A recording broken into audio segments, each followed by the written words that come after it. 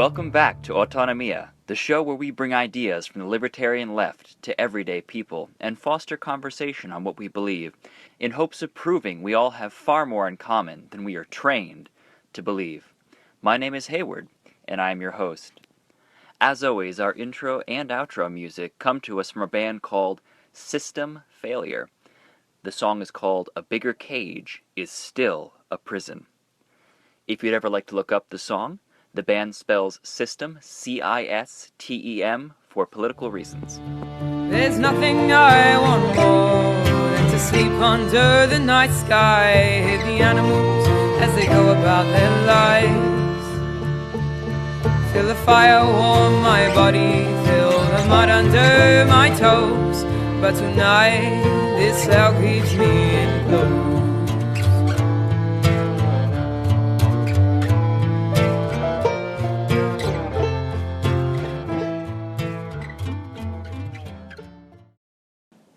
So first, I'd like to thank you very much for tuning in to the second installment of Aftonomia. If you haven't listened to the first one, you may decide you want to do that because it gives a bit of an introduction into my political journey and helps make a little bit of sense of where I am today and how I got there. Since this is only the second installment, I thought it would be important to cover some basics. So everything that follows this may make a little bit more sense. Today we'll be discussing, first and foremost, the political compass and what that means for analyzing both your political stance and the political stances of those around you. I find it to be an incredibly useful tool to help orient both myself and other people I'm having political discussions with. You may have noticed at the beginning of the show that I describe myself as the libertarian left. And if you've come of age in the American political landscape, the idea of there being a libertarian left may seem a bit strange to you. That's actually a reference to the political compass. So to get into describing the political compass as a concept, you'll have to first understand what it looks like. And of course, I will attach a sample of it in the show notes, which are currently only available on the Facebook page. So be sure to jump over there and have a look. So, the political compass. Picture a square and then bisect that square vertically and horizontally. For those of you that don't mind remembering middle school algebra, you may remember this as the layout that you graphed equations on. Just like the graph, you have an x-axis, which is horizontal, and a y-axis, which is vertical. The x-axis divides it horizontally between authoritarian at the top and libertarian at the bottom. So, for example, you might have a Nazi at the top and an anarchist at the bottom, just to give you an idea of sort of the split you're having. And then a huge amount of territory in between. Now, with the y-axis, which divides between left and right, you have the relationship to capitalism. So all the way to the right, you will have people that believe that the free market solves absolutely everything and there's no regulation that should happen whatsoever. Whereas all the way to the left, you might have varying forms of communism. And just like the above and below, a huge amount of nuance in between. A lot of the theory behind both this show and my activism in general is based on the political compass. It is my belief that the vast majority of people in the American context exist or believe themselves to exist somewhere below the midline of authoritarianism versus libertarianism. That is to say, I believe most of us have some reverence and understanding for the concept of freedom and liberty. So in that way, I believe a lot of us have a lot more common ground than we realize. This is contrasted by the commonly accepted model of political discourse where you have a left and right only. That is to say that a Republican has nothing in common with me and we can't talk about anything. And I have to imagine that maybe in some way this artificial binary divide is what keeps us extremely separate, where we would otherwise have a lot in common. And that doesn't serve really anyone else but the people that rule this society. These artificial labels of Democrat versus Republican draw the battle lines in this very oversimplified and in fact unhelpful way. I found people that exist all over the libertarian right that I find common ground with. And that isn't to say that there aren't people on that side of the spectrum that I completely disagree with. But I found the vast majority of them to be, from my perspective, quite reasonable people and willing to hear ideas from the libertarian left and seem quite receptive to them. Because as far as the relationship to authority, a lot of us feel the same thing. Naturally, I have a strong bias toward the libertarian left. I mean, if I didn't, I probably wouldn't be here.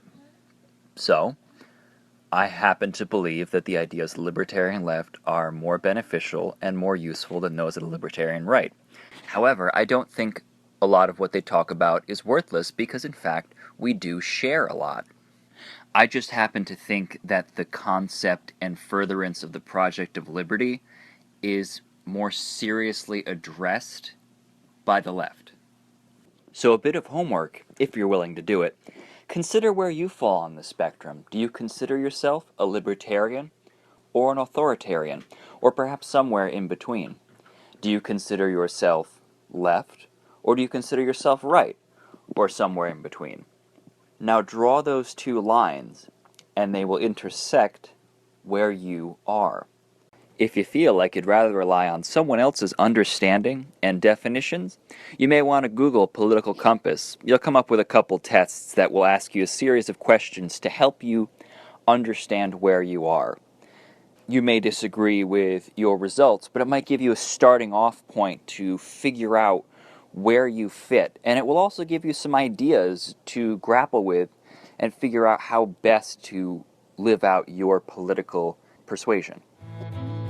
I want to climb over these rooftops and over these fences and escape to the places none of these guards would go. So, as I've stated previously, the purpose of this show is to reach out to folks on the right and have conversations to try to find common ground. So one of the things that I'm hoping to do is answer questions from folks on the right about something that maybe confuses them, or something that they don't think makes any sense, or something that they just really want to have addressed by someone on the left. And I want you to feel absolutely free to send me any questions you might have, and I will address them on this show. The email address is aftonomiapod@protonmail.com. That's the name of the show, pod@protonmail.com. I've asked a bunch of my friends on the right to give me some questions as a means of gathering some material and address in future installments of this podcast. I'm happy to say that I got a lot of really interesting questions from my friends, and I'm hoping to group these in a way that starts to make sense so we can have episodes go by subject. So if someone has a particular interest in something, they can seek out that episode and have that concern addressed. I think that's really important, because if we're going to have multi-partisan dialogue, then it really makes sense to have the barrier to getting this information incredibly low. We want to make it really easy, really accessible. I'm going to do my absolute best to not use any sort of weird, really specific language, because I don't think that helps invite people into things. On the left, we have a dizzying amount of really specialized language that a lot of it even I don't understand. I came to leftism through personal experience in the study of history, not through reading all of these tens of thousands of books of leftist theory that a lot of people feel content to read and discuss among their friends. I want to bring these ideas and concepts to people that are, in a lot of ways, very familiar to me, even though we might disagree on certain subjects. I want to bring these ideas to people in a way that hopefully is pretty engaging and hopefully is pretty informative. But beyond all of that, I want it to be accessible. I want to use the type of language that you would discuss anything with your friends with. Because I hope as time goes on, you see me as a friend in some way or another. One of my other critiques of a lot of leftist podcasts is that they are very comfortable using profane language, and I was a sailor for years. I swear like no one's business. But I think that shrinks your audience when you're trying to have a dialogue with people. I don't think it benefits people that aren't already in this sort of internal club. And then another thing that I find, especially in a lot of the anarchist podcasts, is in between their segments, they'll have sort of like really hardcore, aggressive punk type music that's just a lot of loud noise and yelling and that sort of thing. And while there's a time and place for that, and while that might make sense in an anarchist punk context, I don't really think that serves well for outreach. I can think of a lot of people, sometimes myself included, that will hear a musical break and just be like, you know what, that's not the kind of thing that people that are looking to learn listen to. And granted, I have my own little musical interlude that I play, and it might not be stylistically what everyone likes, but I at least have to hope it's not something that drives people away. I think it's a very appropriate song for the subject matter, and I think it's the type of song that, you can hear and it's not going to make you immediately agitated or angry. It's a couple of folk singers doing their thing. Sitting here, I prepare myself for the future, when instead of 1 month, I could be here for years. Would I lose hope? Would I take my life? Or would we find a way to break ourselves out of here? One of the questions I received from a friend of mine, who is for the most part on the right, asked me why people on the left believe that more government is better. Well, it's a bit of a complicated question, but the first thing to address is consulting the political compass. There are two, but of course many more, divisions on the left. The division between libertarian and authoritarian represents the relationship to authority and government itself.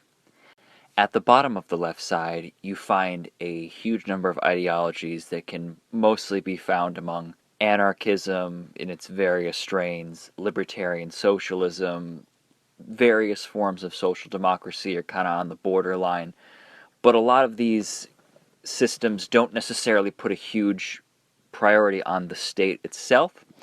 As you move above the line, you find ideologies like Marxist-Leninism, Maoism, Stalinism, all the types of ideologies that you might expect to find on the left, but aren't necessarily representative of the entire left itself. I'm not necessarily going to critique the authoritarian side of the leftist divide, simply because that's an entire episode in of itself. There were a lot of debates going in the left back hundreds of years. There were folks on the Marxist-Leninist side of things that believe after time, when the material conditions allow, that the state itself will wither away because it will simply become obsolete. Folks on the libertarian side of the left have a greater skepticism toward government and believe that the state will never just allow itself to become obsolete. It will always use force to retain its power. Being from the libertarian side of that argument, I am very sympathetic to the idea that the state will not just disappear. And in fact, as it becomes less relevant, it will become more violent in its attempts to retain its authority. And we saw that all throughout history. I mean, it's not something that is a belief that just comes out of nowhere. With that said, folks on the other side of the left might say that the material conditions for the state to wither away have never come about, which, yeah, it's technically true. So it's a bit of a philosophical distinction of do you think that's even possible?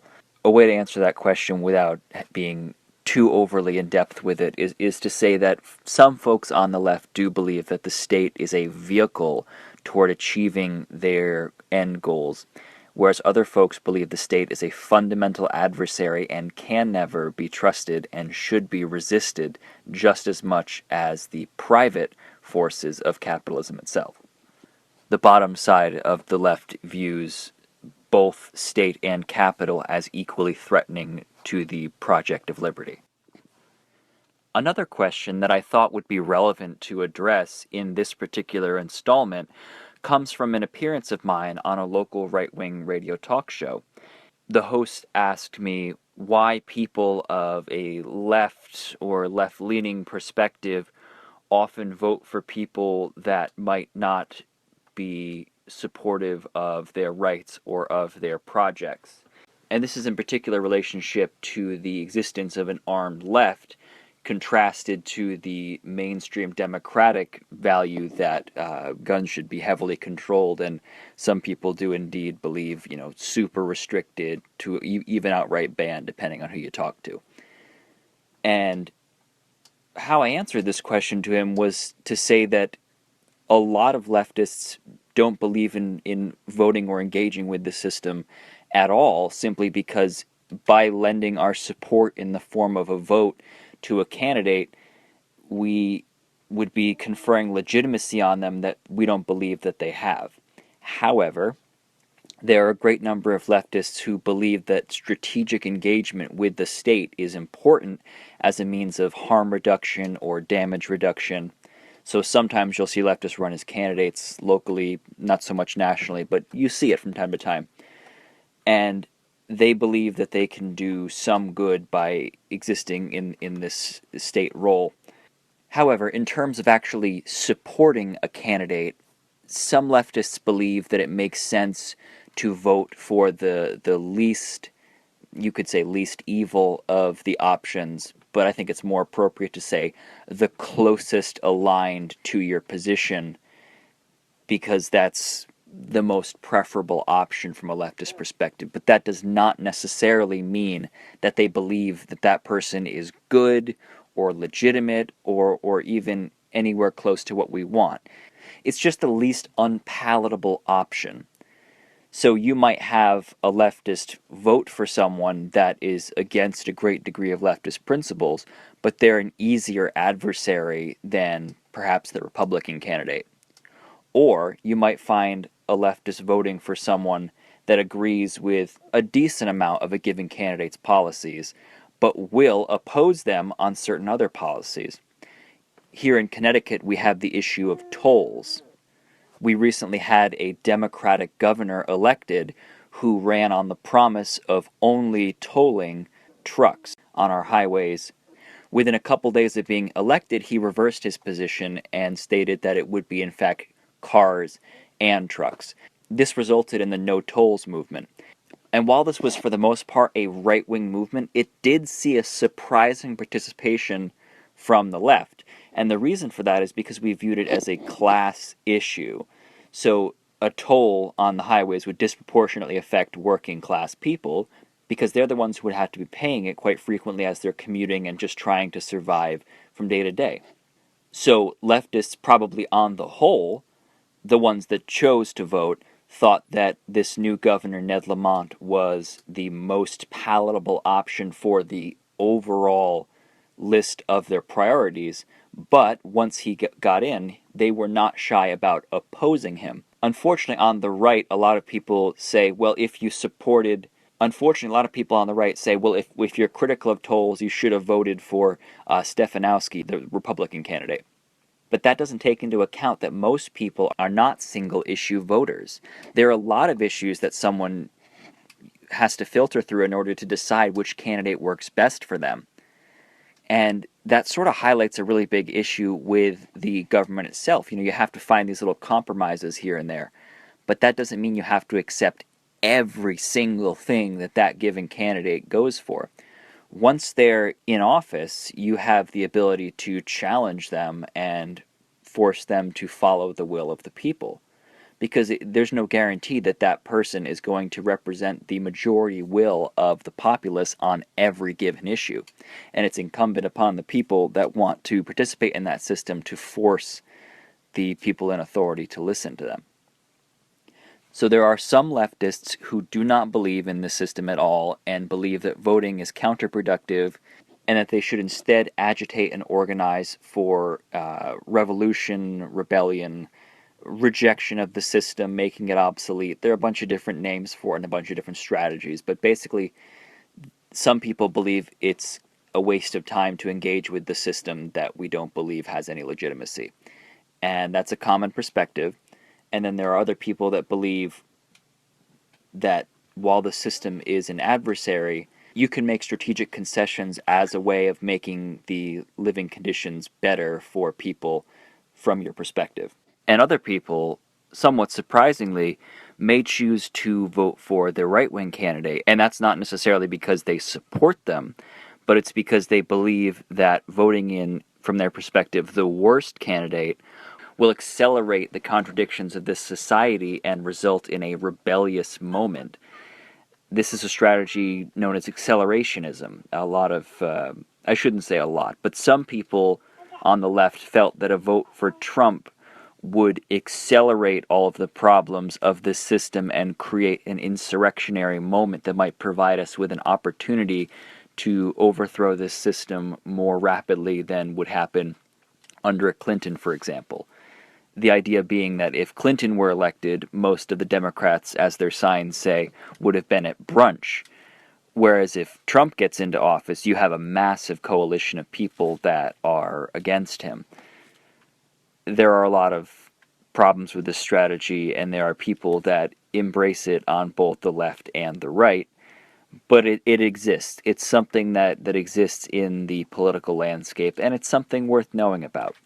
So yeah, on the whole, the left has sort of a complicated relationship with voting and which candidates they do and don't support, and whether or not they actually support them or are just picking the most easily battled adversary. A lot of people on the left, myself included, view voting as a means of picking the battlefield on which your conflict with the state will be fought.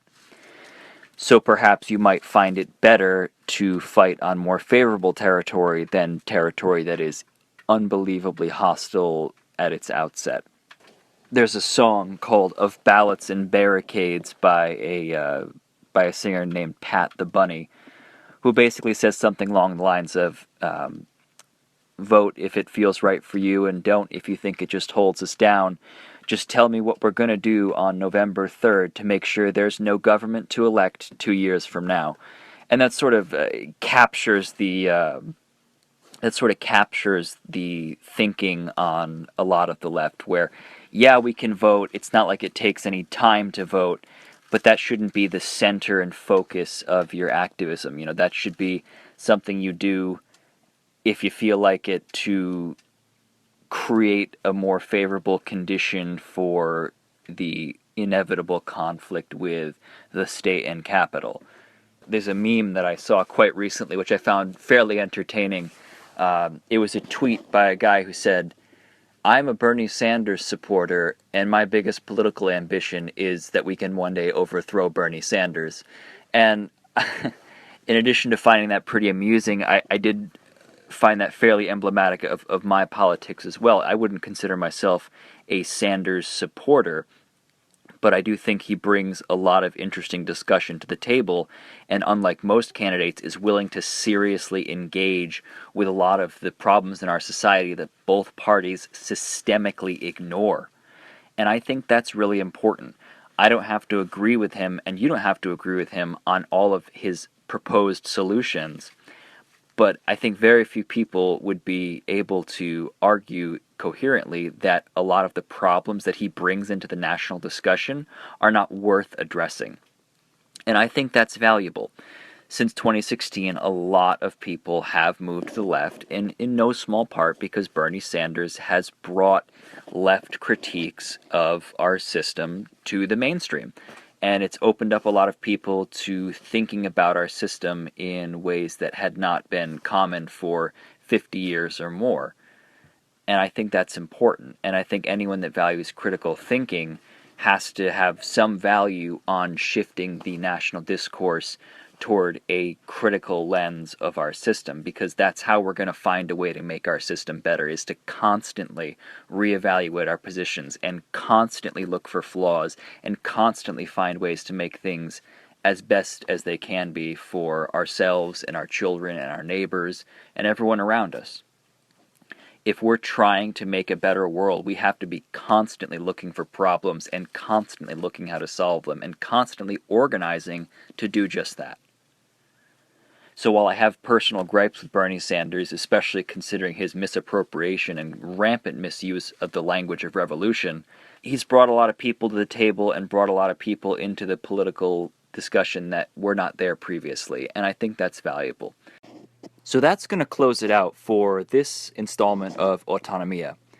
The issues that I covered in this show are super broad and super in-depth. I just wanted to give sort of a taste of these issues, because the intention of the show is to start a conversation and start a dialogue. I don't think it's productive to go super in-depth into a topic that a person may or may not be interested in. So I want to provide an introduction, an invitation to join this vibrant discussion that happens on all of these issues and many more. I want to remind you that the perspectives put forward in this installment are my personal opinions. They are the opinions of a person on the libertarian left. They're not the only opinion, and they shouldn't be. I hope fairly soon to have other guests on the show in order to expand the discourse and broaden the range of topics we can discuss. I also hope that anyone listening to this show will respond with anything that might have sounded either strange or incorrect or in conflict with their understanding of the world. I also encourage anyone that feels that what I've discussed here was insightful or useful in any way to let me know, because I want to make this show very interactive with the listener, because the whole purpose of this show is reaching out to you, the listener. I want to make sure you feel like you have a very participatory relationship with this podcast. So let me know how you felt about it. Let me know if you have other issues you'd like to have discussed. Let me know if there's something you think I missed or didn't address fully or even got incorrect. Let me know what you think.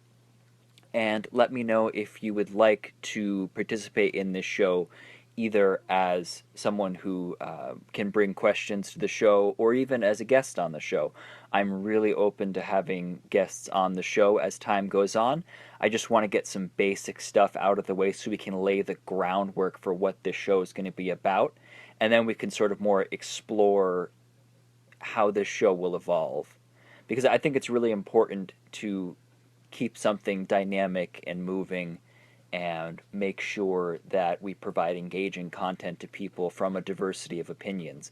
This show is going to get really boring really fast if I'm the only voice you ever hear, because my voice isn't particularly entertaining, and just me talking to my phone is only going to be so engaging to the listener.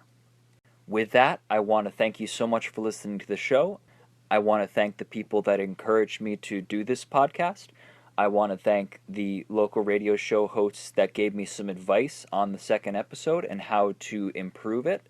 And I hope to continue that relationship as time goes on. And just remember, please, talk politics. Talk to the people around you.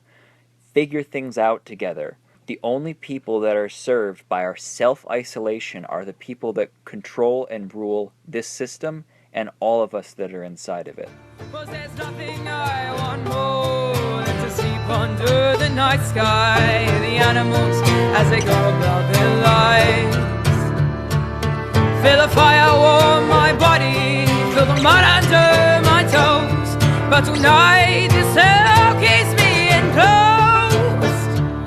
For if we don't have our freedom, if we are captured by their iron hands, then the vision for fire, it burns so much more bright. There's no justice in the system. A bigger cage is still a prison. Well, I hope that somewhere someone breaks free tonight.